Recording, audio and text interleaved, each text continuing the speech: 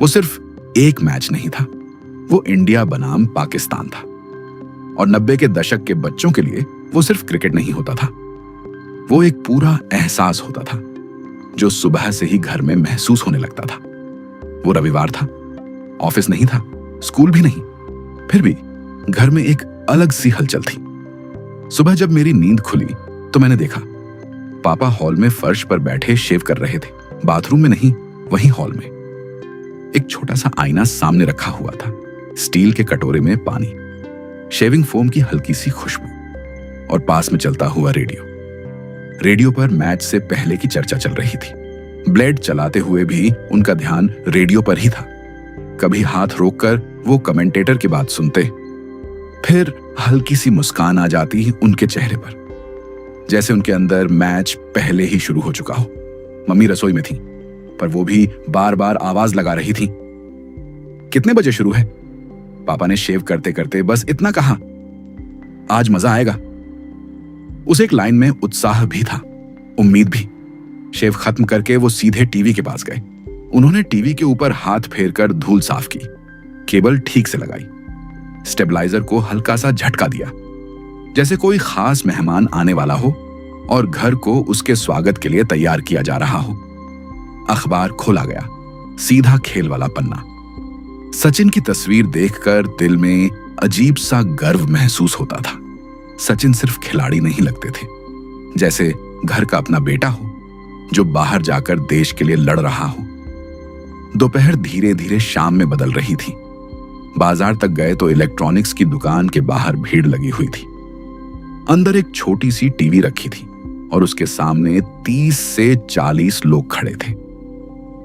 कोई scooter side में लगाकर रुक गया था, कोई हाथ में सब्जी का थैला लिए खड़ा था।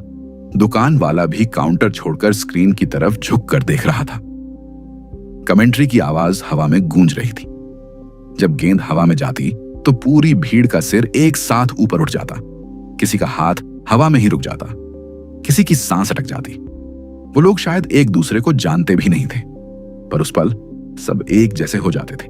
फिर याद आता, टॉस मिस ना हो जाए। हम जल्दी से घर लौट आए, टीवी ऑन किया, स्क्रीन पर बस सफेद सफेद दाने। मैंने पूछा, सिग्नल आ रहा है क्या? पापा बिना कुछ बोले सीधे छत पर चले गए। एंटीना धीरे धीरे घूम रहा था। नीचे में टीवी के पास खड़ा था, ऊपर देखकर चिल्ला रहा था, थोड़ा बाएं, रुको, बस वहीं। अरे फिर चला गया। हर बार जब तस्वीर थोड़ी सी साफ होती, दिल में छोटी सी जीत मिलती थी, जैसे मैच का पहला रन मिल गया हो। आखिरकार तस्वीर साफ हो गई। स्टेडियम का शोर छोटे से हॉल में भर गया। मैच शुरू हुआ। मम्मी खाना परोसते परोसते रुक जाती थी। पापा सोफे के कोने पर सीधे बैठ जाते, थोड़ा आगे झुककर। पंखे की आवाज, कमेंट्री की आवाज और बीच बीच में सबका सामूहिक ओह। सचिन स्ट्राइक पर थे। पूरा घर शांत हो जाता, जैसे मंदिर में प्रार्थना चल रही हो। फिर एक कवर ड्राइव, गेंद सीधा बाउंड्री के पार। पापा के चेहरे पर जो मुस्कान आई थी, वो मैं आज भी नहीं भूल पाया। वो मुस्कान सिर्फ क्रिकेट की नहीं थी, वो गर्व की थी, वो खुशी की थी। मैच धीरे धीरे रोमांचक होता गया। स्टील की थालियां से मेज पर ठंडी हो गई, पर किसी ने खाना हाथ भी नहीं लगाया। और फिर बिल्कुल सबसे गलत समय पर बत्ती चली गई। पूरा घर अंधेरे में डूब गया। एक पल के लिए लगा जैसे सांस ही रुक गई हो। गली से आवाज आई, बिजली गई क्या? कोई बालकनी से झांक रहा था, कोई ट्रांजिस्टर ढूंढ रहा था।